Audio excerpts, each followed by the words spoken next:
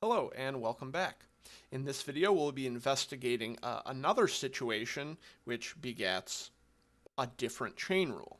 Right, as I said in the introductory video to this section, there are many different chain rules when it comes to functions of several variables. The key thing that sort of is working behind all of these are the tree diagrams. So, all right, let's investigate this case. In this case, we have again a function z of x and y, and x and y each depend on two variables. So x and y now are functions of two variables, s and t. So we have x equals some function g of s and t, y is some function h of s and t. So z, when we put it all together, we can think of z as a function of just s and t, where x and y are our intermediate variables. And that means we can, so z is a function of two variables, s and t, and that means we can find partials of z with respect to s and t by going through those intermediate variables, x and y. So let's see how this works. Again, I'm going to set up a tree diagram for it. So I start with my sort of biggest function, z. We know that depends on both x and y. And now we know x depends on s, and it depends on t. It's a function of two variables. Y also depends on s and t. It's also a function of two variables. And then each of these, so I can do partial with respect to x. I can do partial x with respect to s. And I can do partial x with respect to t. Notice these are partials because x is a function of two variables. In the other chain rule we did, x was a function of a single variable t, and so these were dx dt. These were just ordinary derivatives, but in this case they're partials.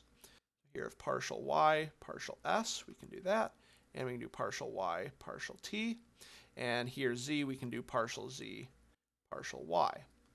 So if I want to know the partial of z with respect to, let's say, s, what I'll do, let me maybe highlight this in red, I want to start with z and find all the chains that end at s.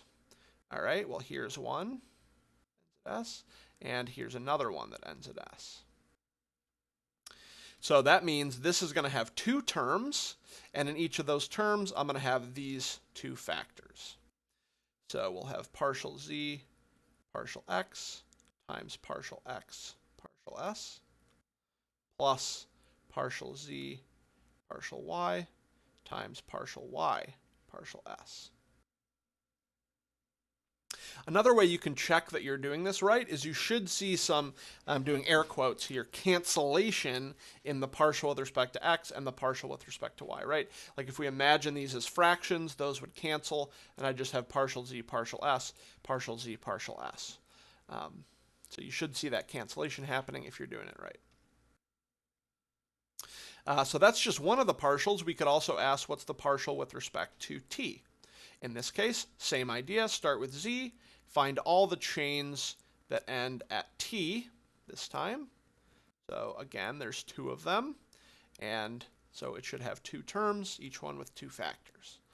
So we'll have partial z, partial x, times partial x, partial t, plus partial z, partial y, times partial y, partial t. And so here's our two partial derivatives of z with respect to s and t. Again, this tree diagram way of doing it, right? You can imagine there's many, many other different kinds of chain rules that we could come up with depending on our relationships of variables. The tree diagram is the thing that's behind all of it. So if we want one chain rule for functions of several variables, it's this tree diagram. All right, that's it for this one. I will have an example video after this where we'll investigate this function. You see we have x and y both depending on two variables s and t. So in that example video, we'll work through this. If you're fortunate enough to be taking this class in person, we'll work through that example in person. I'll see you there.